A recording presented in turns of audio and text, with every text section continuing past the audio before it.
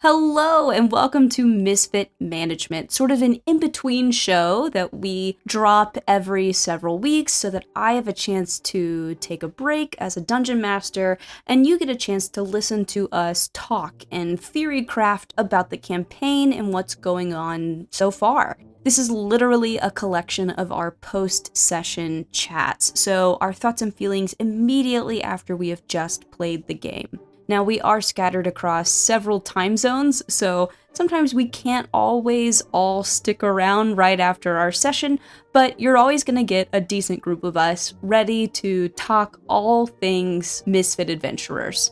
In today's episode, we will be covering episodes 1 through 4 of Campaign 3. Okay, so episode 1, session 1 of Campaign 3. I feel like tonally very different from last campaign. Mm-hmm. Oh yeah. Last campaign. Yeah.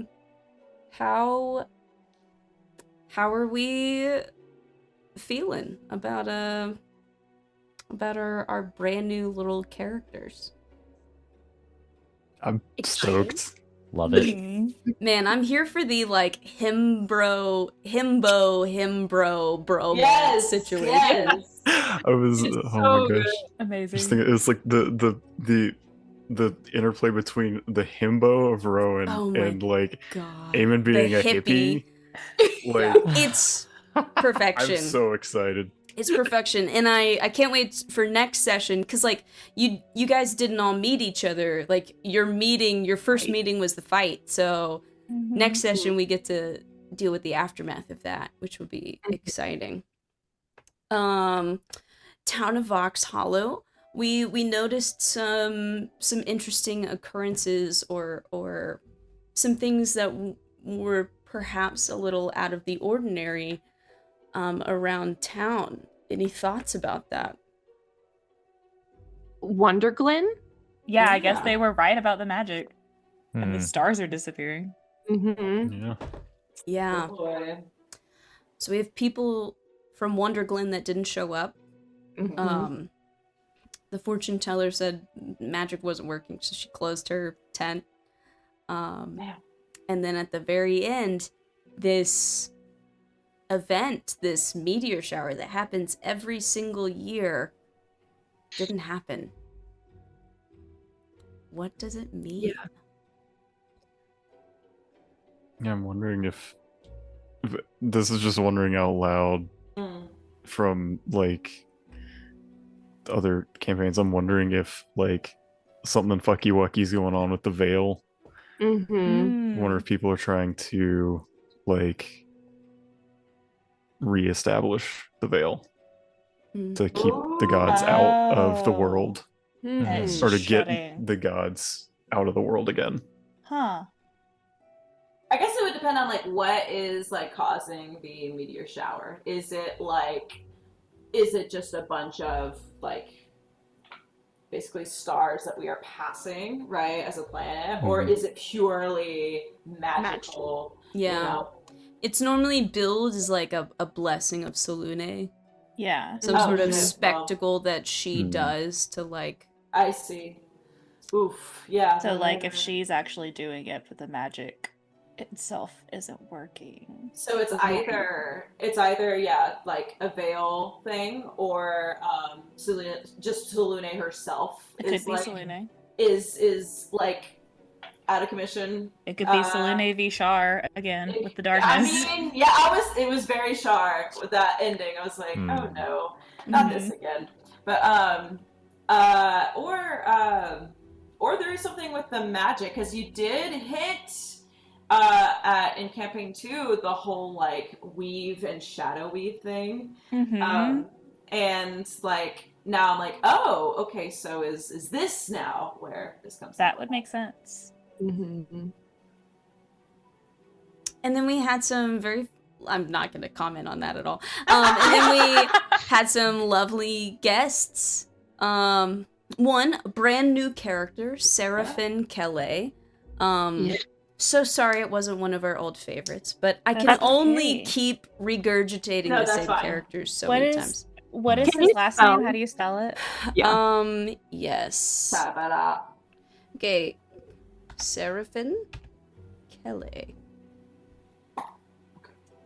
Yeah, never. Never. Yeah, I got the first name, didn't get the last name. Ah. I'm not gonna lie, he's totally based off of a Gilderoy? character that Gene Kelly played in an old movie. Oh, wow. Ah, He was impersonating a pirate named Seraphin. Love. Gene Kelly and shoot, Wizard of Oz. The Dorothy. girl? Oh my god, why am I blanking on her I name? know. Somewhere. Judy Garland. Judy. Thank you. Oh, yes. I was like, geez, somewhere. Yep. He just had an impeccable wardrobe in that movie, and it's like, you'd make a lovely elven bard. I am unsure if I like him. Yeah, jury's out. He has some weird vibes. That's fair. Because, like, Yeah. what do you mean you're a bar and you didn't do shit during the fight, huh? Yeah. Ah, But also, like, Chillin'. It's your the vibe time to shine. over, like, Didn't him know that. checking his pocket watch and looking around anxiously. And that could just be because he's like, oh my god, the meteor shower's about to start. But, like, it just gave me a weird vibe. It's It true. gave me a weird vibe. So Guess you might that's- have to talk to him next session. Yeah. And then we had Casimir. Yes. Oh my goodness. I love I'm just surprised he's still alive. Old as dirt, this dude. Like 96 Yeah, or some how- shit now. Yeah. I like- think he might be like almost 100 actually at this point. It's Like, so funny. Good for him. We just celebrated Good a for birthday. him. We just celebrated a Honestly. birthday today at the church of the pastor's mom. She's 95 today. Her name's actually Veronica, which is really funny. But she did not look 95 at all. I was like, what? So honestly, not that unbelievable. to It's me. possible. Yeah. Yeah. Old dude. Bless him. Sorry, his speech got cut short by these No. strange monsters. What are our thoughts on those, guys?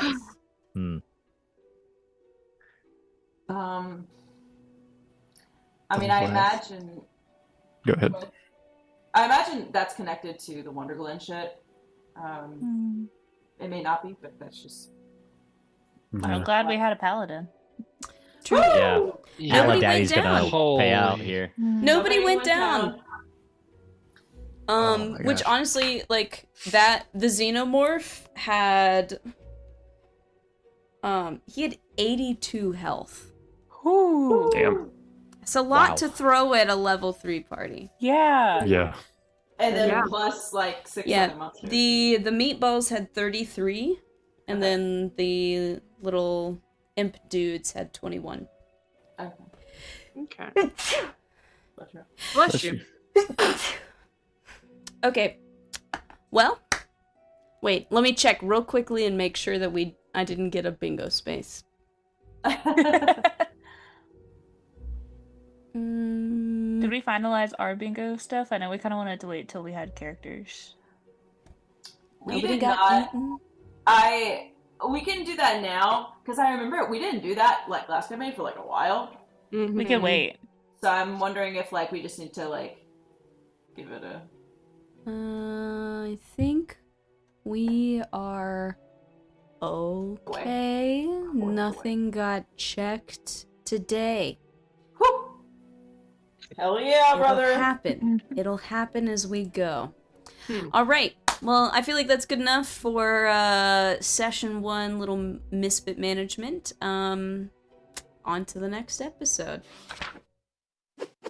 So this is the second ever Misfit Management for campaign 3, and yeah, this was session 2.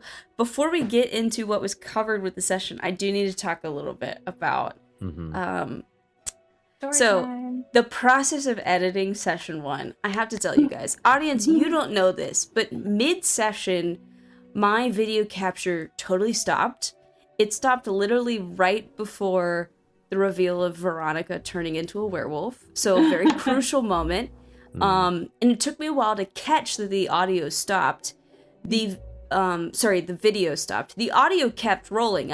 Once I figured out that the video had stopped, I checked, the audio was still rolling. So I was like, fine, I'm not gonna worry about that.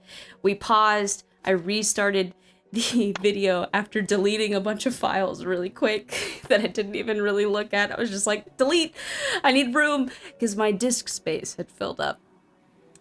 It's fine, we fixed it. Almost the second I restarted the video capture, the audio cut out.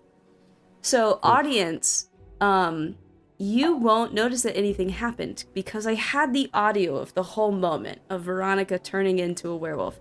And I have always debated whether I need to record both the audio and the video capture, because the video capture gets the exact same quality of audio.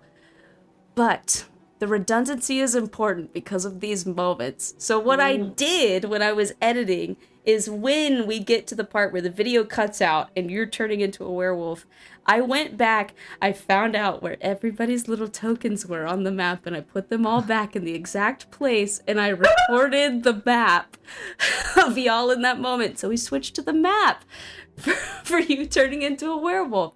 Hell yeah, brother. A little bit of magic there, but I was like, this is such a crucial moment. We can't lose this. Oh god, it's fine. I've now set up OBS and Audacity to save to an external hard drive which has like a terabyte of storage on it, so we're good. That's so funny though. Super stressful, man. Peek behind the curtain. None of you will be the wiser. It's seamless in the recording, but good job. Jesus awesome. Fucking Christ. In this session, though, we opened with a scene away from the party. What are our thoughts on that? We love a cinematic beginning. You do like a cinematic. Yeah. Yeah. Kind of taking a page out of Bria Iyengar's notebook. That's what it made me think of.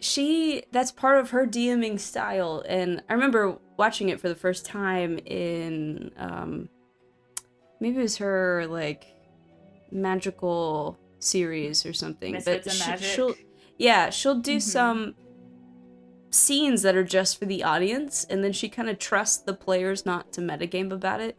Right. And they're super fascinating. And because session 1 ended on such a crazy moment, I wanted session 2 to kind of add to that a little bit. So we got a crazy scene. There's definitely some nefarious stuff going on. And then we got into the immediate aftermath with the party. And like, what are y'all's thoughts on this attack, this whole situation, the sky going dark, all of that? Worrying. Yeah, especially what we learned about the devils and demons working together. Yeah, what is that? Like, that's like, you know, bringing in metagame knowledge just for the sake of commentary. That's fucking big. Like, It's crazy. Because It's crazy. like, that's insane. And it makes me like, it makes me believe even more that some fucky wucky shit's going on with the veil again. Yeah. Like, whether that's gods or whether that's, you know, these devils and demons trying to cut off the gods from Aurelia. Right. Like, it's not good. It does feel like a last stand of sorts, like, because the Mythic Six like took away the veil. We should probably do an aside, audience. So if you didn't watch the summaries, which it barely gets touched on there, but the veil is a thing that was created a long time ago by the gods to sort of exist behind it and kind of keep their fingers out of the material plane and let mortals do what mortals do. But it kind of led to some problems. Being so uninvolved with the material plane was dangerous. There really wasn't a lot of help when people needed it. And in campaign 1, throughout the course of that, we sort of saw the aftermath of the veil being there. And at the end of it, they decided to tear the veil away. And so for the whole last campaign, gods could interact with the material plane as much as they want. And sometimes that's good, sometimes that's bad. And Really? What?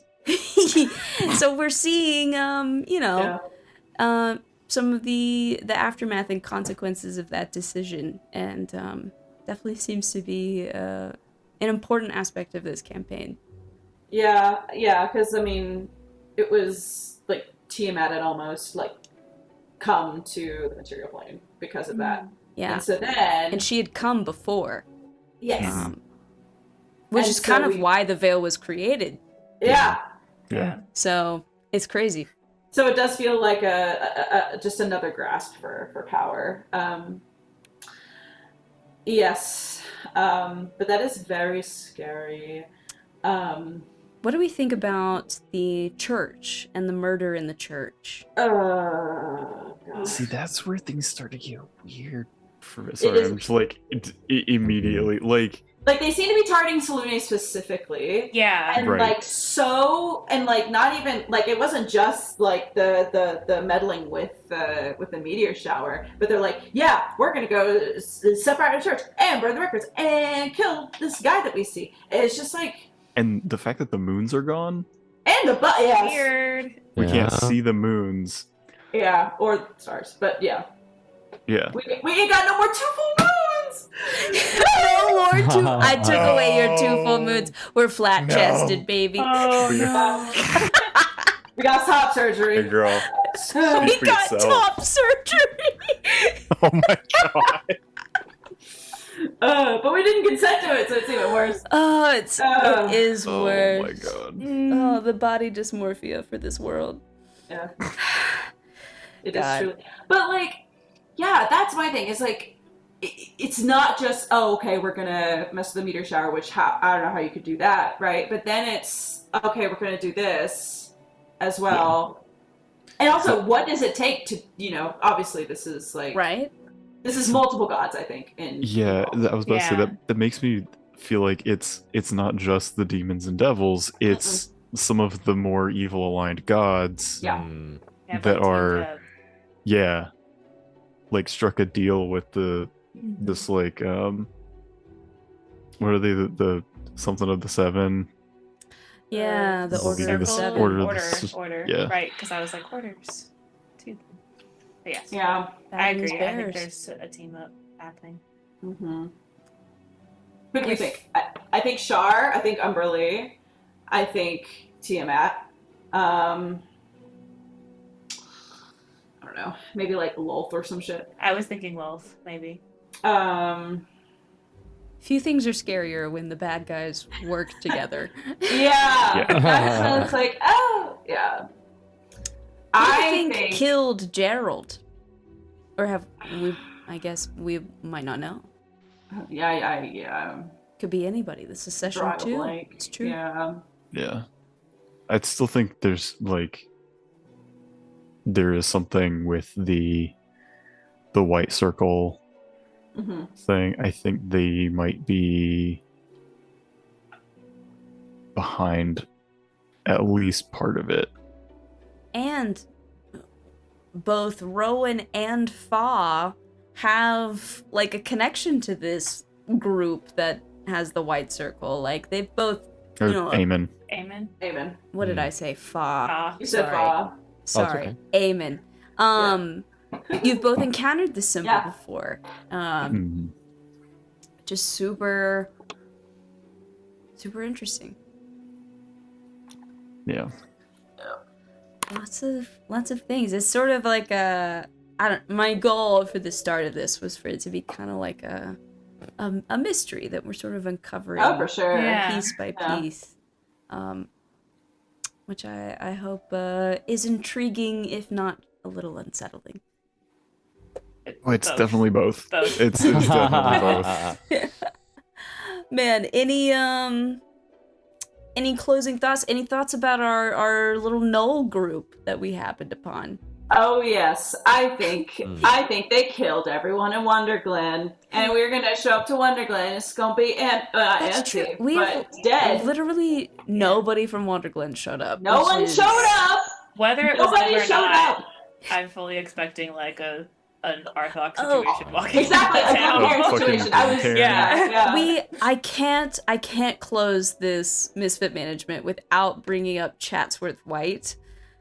Jesus fucking Christ. What are our thoughts on sweet little Chatsworth? I love NPCs who are honest, and at least from what we can tell so far. And Yeah.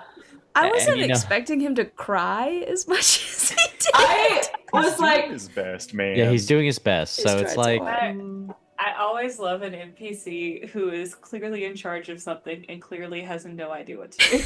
Oh, absolutely. It is the best. Oh, It's so fun. I think, Because, bro, same. bless I him. mean, It's very relatable. I found him very cringe, but it's funny. But I was definitely cringing. I was for just like, sure. I don't think he's meant to like not be cringe. Yeah. Chatsworth No. has been named and has existed for probably close to 2 full years. I'm Oh, not wow. God. there is an exit that I pass on my way to Atlanta that literally That's funny. says Chatsworth. Oh, And that's Funny.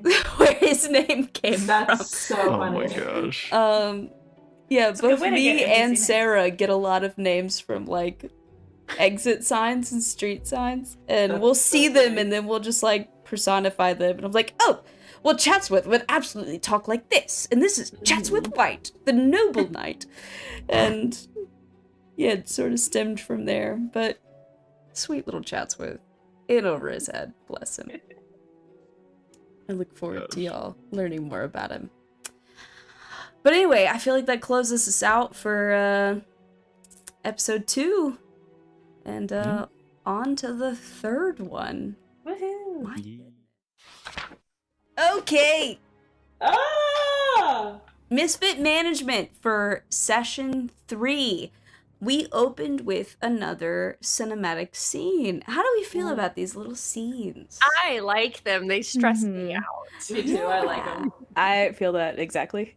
I don't know if they will continue to happen for every episode, but I've been enjoying them. Yeah, I like Personally. him. Yeah. I like them. They kind of let you like set the scene for. I know we don't know how it's going to like affect the story, but it kind of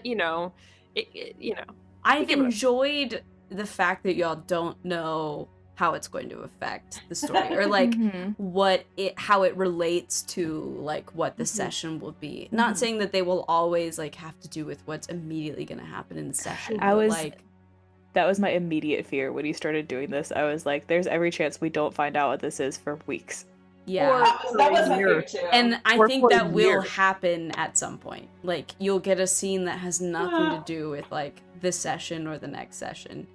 But, like, oh, man, I have gone back and watched, I don't know how many times, like, when y'all, when the bell goes off in the last session, and everybody's like, and like for a second it's just like reacting to the sound of the bell, and then you guys slowly like figure out, you're like, oh shit, it's the scene, and the panic is just it's delicious. It gives me life. It's so good. So this scene, we opened with a woman that's like, obviously it was like the morning that she discovered the crops had failed, and like it's just ash in her hands. It's just all gone. She goes to and it like was tell obviously somebody. Elaine. Actually, it was another woman, and she was going to tell Elaine about it. I was like, she's involved Oh, somewhere, okay. but I wasn't Yeah. sure what end. She was going, and I almost had it to where like she opens the door and like we see Elaine, but I thought it would be more cinematic to jump cut to your fight with a bunch of hyena men. Yes. Yes. Yeah. And then we fought Knowles, which is Mhm. very fun. I'm gonna slowly transition us into happier music. Oh yes. Because we're done with that Let's do. You beat the Knolls. Woo. You beat the nose. So you beat the nose, and like they had that symbol of the Order of the Seven on them, but nothing else really. Had a nice little camp night, and then you got to Wanderglen where everything was happening. Yeah. How do we feel about that? How do we feel about Wanderglen? Oh, okay. Wanderglen, I mean. Fascinating. I was expecting like a Glimcairn situation just because of what you've done to us. I did too. I could tell y'all were expecting that. So I'm glad people were alive. Yes. Yeah, me too. Everybody's minimum, alive, so glad. but like You know, at what cost? it's like everybody's alive, which is great, but like the implications Yeah, there. but for how long? Yeah, Well, and it makes me wonder why specifically Wanderglen, right? And I know we kind of touched on this in the session, but like, why did this happen to Wanderglen of all places? What do you think? Do you have theories? I mean, for a while I thought it was something to do with the ley lines, but then you confirmed in the session that like ley lines aren't tied to specific gods or goddesses. Like I was wondering if like the power to, you know, I already don't remember. But like, what do the farmers do when they like tend the fields? They sing. To Shantia. Like I think it's a side effect of whatever happened to Shantia. yeah. That's my theory too. It's like the ley lines themselves aren't tied to gods, but people's magic can be. And it definitely seems like there's a connection there between Wanderglen and Chantia for sure. Mm-hmm. So the question is like, what happened to Chantia? Right. Because also something's happening to Salute. So then I'm like, okay, is it happening to other gods? Or is it just certain ones? It makes sense though, because like Chantia is like she's like tied to Salute. Like she's like kind of their daughter. I was about to say daughter, but I was like, wait, yeah. It's like yes, but no, because like technically like Shar and Salune like created her, but they're sisters, so it's like weird. It's interesting, yeah. So that makes sense for that lore. It is Greek. It makes sense for that, just that bit of lore and tying them together, that they're somehow in some similar predicament. But like, I'm also wondering if it's just good aligned gods that are fucked over right now, you know? But like, I also think if Shar is a part of this, I can kind of also see why she would be targeting Salune and Chantia specifically. But I do wonder if like just good aligned gods are well, and then also y'all clocked, like you definitely talked to Billy Bob, and he said that like he can cast stuff. It doesn't always work, or sometimes there's like an extra effect, like a wild magic effect or something. But like Elaine can't cast anything. Yeah. Right. And so there's like a difference there. So I wonder, okay, so it's giving like Elaine is like cleric for sure, and then like Billy Bob is like paladin-esque or something. Like not all of his magic is tied specifically. I don't know. I guess I assumed, but since he worked at the church, I figured he was probably a cleric. It could be, I mean, it could be either or. Is Aestus a good aligned god? Who? The god of crafting and inventing. Oh, Estus? Estus, sorry, I pronounced it wrong. What does it say? I just wrote down god of crafting and inventing. I can pull up God the... of crafting it. Hang on. I've got it. Audience, Estus is our own deity. He's not in the Forgotten Realms pantheon. He is of our creation. He is true neutral. Okay. God of crafting, the inventor, domains, knowledge, crafting, forge. I was gonna try something, maybe, but true neutral. Well, and I mean, Elaine and Billy don't technically serve the same god. Could be any gods. Doesn't have to necessarily be good. Yeah, I guess the pool that you're pulling from is quite small right now. Yes. But it's I'll still probably try something. We'll see. It's troubling. And we got way into ley lines, magical ley lines. Oh. What are our thoughts on that? Love me a ley line I'm spot. worried. You're worried. Yeah. And you definitely clocked, like, I mean, you know, he didn't like draw out a map for you because it's too complex a thing for him to do, but he at least told you that the nearest junction is probably Osakur, which is where Rowan is kind of from. Yeah. And that's unsettling. Worrying. Yeah. Yes. I'd be very interested to get Benji's I know. input Yeah. and reaction on that. Yeah, it's kind of sad that he wasn't here for that. I know. But we'll clue him in. Oh, for sure. And then we ended with Chuck Tawdry. Oh, fuck him. all hot and angry. His name's Chuck Tawdry. Chuck Tawdry. Chuck Tawdry, Elaine Gibbs, and Rodney Beal. How did Rodney you spell Beal Beal, was by the way? Beall. Oh, so close. Not how I spelled it. Yeah. Rodney Beal, the stupid mayor. I spelled it Beel. Beal. I was thinking with an E at the end. Yeah, Chuck Tawdry, I don't think he's the kind of guy that likes to lose. You know what I mean? What? All right, Well, we'll kick his ass 3 times. Exactly. Go for it, man. Like, Go for it. He'll have to get used to it. Yeah. You'll just have to show him what's up. yeah. Look, we'll freaking tie him up and make it, like, if he's gonna cause problems this whole walk back. Deadass! That's true. He's not about to shit on the rest of Wonderland, bro. No. Mm-mm. He can stay here if he wants He to. can stay here. He wants to be here so bad he can stay here. I know. I like Why does that have to make it everybody else's problem? I liked the I like tie him up and walk him back, but like not let him cause issues, not just leave him here. If he wants to stay, let him stay. absolutely. You know, fuck Chuck. Fuck Chuck. There we go. I like I feel like it's such a small town like thought process of like what makes the town, like the land it's on, or like the people that make it up. And it's, I feel like that's also something that's like I feel like Americans aren't necessarily as tied to like specifically the land itself, because we don't have as much history behind us, whereas like, you know, other people, other cultures, like land is so important, but for us that's not necessarily ingrained in our culture per se. Right. Yeah, we're like, whoa, something's 200 years old, and they're like, this building is 1,000 years old. Yeah, it's like exactly. sit down.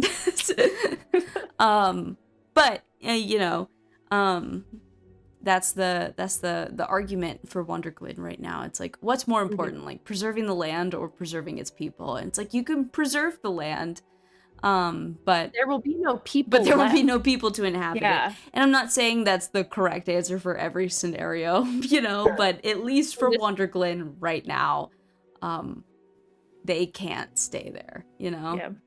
Right. It's gonna be devastating if they do. I really hope Vox Hollow is as chill about this as we assume. Definitely like, it's fine. I do kind of wish that I'd left the Sending Stone with Chatwick now. I know, you talked about telling Chatsworth, and then I was like, sorry. And I thought in my head, I'm like, you definitely didn't give him a Sending Stone. I know. I was wondering how you're gonna tell him. Other than like, when you show up with all of WonderGlin. It's a small town. It's fine. They stocked up on stuff. For I the definitely festival. had that thought. I Less was like, people came. Yeah. Now, Penny needs to make sure that she stays on track, because obviously in WonderGlin, you need to track down the Jelly Man. Yeah. She's been well, I thought about that after we talked to Elaine, because she said that she ran the general store, and I was like, okay, maybe I can like talk to her, or like right. as we're escorting people, be like, hey, you know what sounds great? Apricot jam. Who has some? Who has that? Oh man, it's gonna be extra precious now, since all their current apricots are dead. Yeah. Watch them like not have apricot jam, but have some other kind. Could we interest you in an orange marmalade? I mean, she'd take it, but it wouldn't help. No. I'm reading through this rope of climbing. Oh God. I forgot about that. I'm so excited about I'm that familiar crafting. with the jug of alchemy because I'm not. I gave y'all one, I think, at one point, and y'all never did anything with it. Never. I saw a reel about a jug of alchemy We're gonna yesterday. make a shit ton of beer and sell it for premium. That's what we're gonna do. Let's go. I gotta come up with beer mechanics. I got to do that. But Look, it's time we had a shtick again. We were an arm wrestling troupe for a while. Now we're the beer troupe. True. no, the rope of climbing, it's a 60-foot length of rope that can hold up to 3,000 pounds. While holding one end of the rope, you can take a magic action to command the other end of the rope to animate and move toward a destination you choose up to the rope's length away from you. So like if we're on one side of the ravine, I can command the rope. How long to go is to the rope? Side. 60 feet. So all ravines are 70 feet. 60? Why would they make it 60 feet? Why make it 10 feet longer than like a standard rope? Why can we command the rope to tie up sucks. Chuck? Huh? Command the rope command the rope to tie up Chuck. Stop the fight before it starts. Okay, Okay, we have to hang on to this idea, ladies. Do you see my problem, audience? Yeah, I can also tell the rope to fasten itself. I know you were talking to the audience, but it looked like you were like staring into my soul. Or to coil itself carrying. Oh. I'm just saying. I'm gonna hate Tie him up, Ellie. leave him there. Oh Huh? yes. Oh I'm yes. so sorry. Gonna hate Ellie. Don't be. She's great. I know. No, we need this like in our party. I think like I was a little concerned about our party structure, but having someone that can like as a character and a player that can make like things and Amanda then doesn't have to worry about what she gives us anymore. that makes things I and think then the player being like, yes, you know. I also think we in do this campaign in particular, having a high intelligence character is like crucial. There's so much like information that for y'all could get locked behind a role, but because you have somebody like Ellie, like you're gonna figure it out, and that's huge. And see, Which that's is why, good. like metagaming a little bit, like I had to use my inspiration. It was a great, because honestly, like I'm not gonna lie, like that I just figured you would probably roll well on that. Like there's some big info. Yeah. Even and there's you got almost everything out of that. And then like with leading questions for Billy got most everything from that. Yeah. So yeah, I mean, even with a +5 mod, which is about the max you can have at this point in time, right? Like that's proficiency and yeah. Like I a 4 +5 would not have done it. I was like, I have to use it. Yeah. Did I scare you when I said to be gaming for a second? But I more just meant like, you know, you gotta use I knew that you knew the role was important. I'm glad that y'all clocked that the ley lines was like the document. I mean, I figured you probably would. I mean, I buried it in between a bunch of other stuff, but you definitely did. I figured you would probably be like, that's a thing we've never talked about before. Yeah. Right. What is that? And then of course we had the document on the blessing of Selene's curse. You need your previous character. I mean, okay. I can't be surprised. I can't be, because This is a session 3. So funny. I can't have it now. No, you can't have it now. But wow. You know? Yeah. Yeah.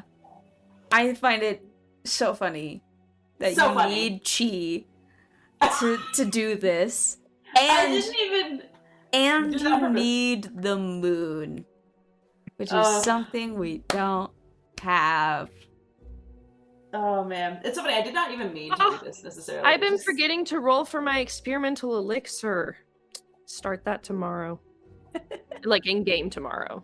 I gotta come up with beer mechanics, man. Like I can make healing potions That'd with be my nice. experimental elixir. Oh wait, that's That'd be or I super can nice. like Actually, I shouldn't be upset about that. Y'all probably need that. I was about like, to say. yeah, but You it's, do. it's a roll. So like I can't every day it's something different. I can't like choose I what gotcha, it I is. gotcha. Gotcha. Audience, if you have suggestions for beer mechanics, beer brewing mechanics, lay it on me. This is probably going to come out weeks from now. But, you know, in case I haven't figured it out by then, lay it on me.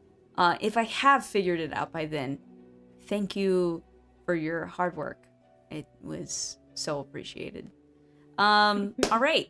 I feel like this is a good chat for session 3. I feel like I'm honestly, y'all are helping me out a lot. I knew I wanted this sort of like ominous tone in some ways of like there are bigger things happening that are troubling, but like I still wanted this like, you know, I don't know, sense of wonder and adventure. But y'all are such a, I feel like the life that y'all bring as a party kind of does a lot of that balancing for me. Glad to help you out. Of course. Of course. You're welcome. You know, hopefully it won't be all like, are the gods dying? Hopefully it won't be that like every session, you know. Yeah, no, Benny will fall through a few more doors for sure. That was so funny. That was really funny. Really I interesting. apologize, but I'm not that sorry. But I'm not that sorry. That's It all right. was so funny. She's curious. I No, I get it. love Pity. Love I Penny. love Pity. There's so no much. filter. It's great. She's so cute.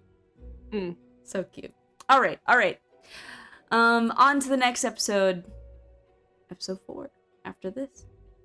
Yes. Got it. Okay. This is Misfit Management for episode 4. So we fought Chuck Tawdry. Any thoughts on Chuck? Toxic. I expected toxic. no What less. a dick, He is a man. jerk. Oh, I hate him. He's a big old jerk. He's meant to be a jerk.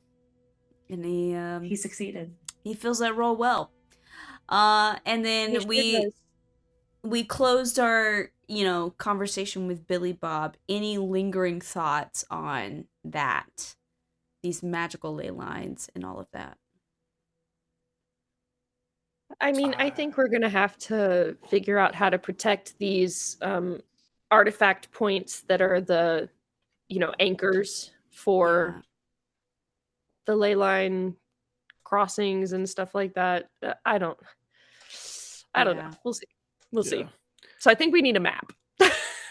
A map. Yes. A So map. that means you'll have to head to Ravenport. So, Does anybody have a map? Yeah, I think my thoughts on it were, I think mostly explored in the session. Yeah, for sure. But yeah, basically, Rowan's just concerned about his family because if one of the anchors is near Osakor, that's like right where his right where he grew up. So his people might be in a little bit of trouble. Super concerning. Super concerning. And definitely very concerning for, like, you know, people with magic tied to a goddess to suddenly lose it. And, like, maybe it would be different if it seemed like these people themselves did something to upset the goddess. But, like, at least a lot of these people, it doesn't seem like that's the case. And so that brings up even more questions. Yeah.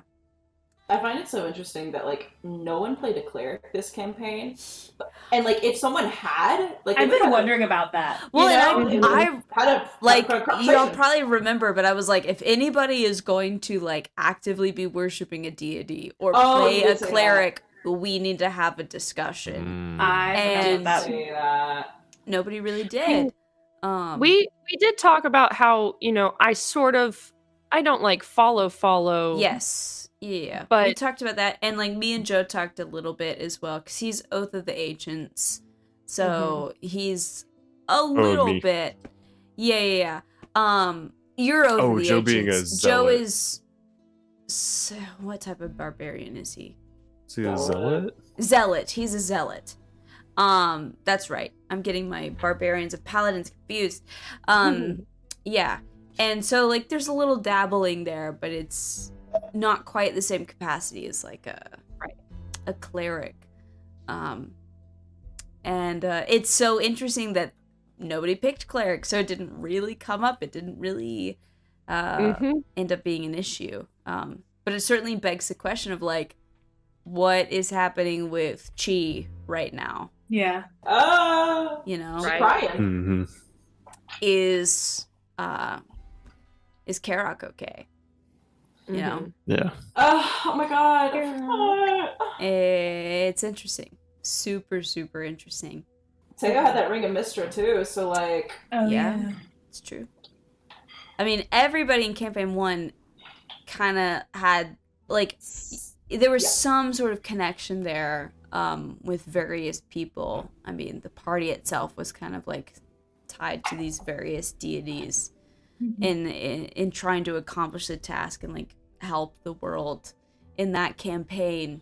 So it's interesting now in a world where gods are quite involved with the world to see this sever, this weird thing happen. Very concerning. Right. And then you guys, well, we had a discussion between Ellie and Veronica.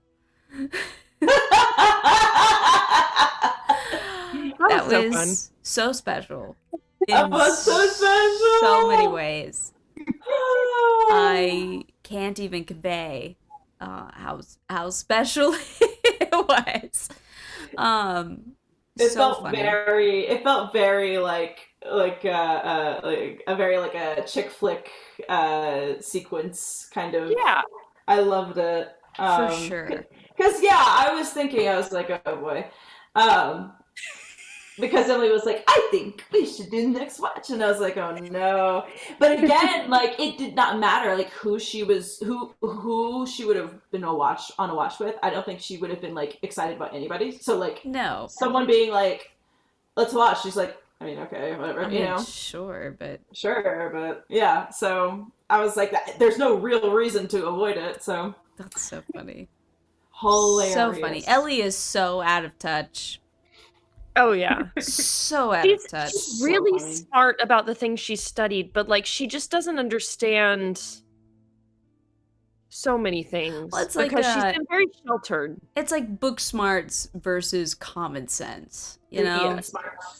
Yeah. Yeah, which common sense is probably more tied to wisdom, honestly, for being. Well, and her wisdom ain't that good? Ain't that hot? That makes sense. -1. And I forgot we sprinkled in a little detail about Elaine losing her husband and son.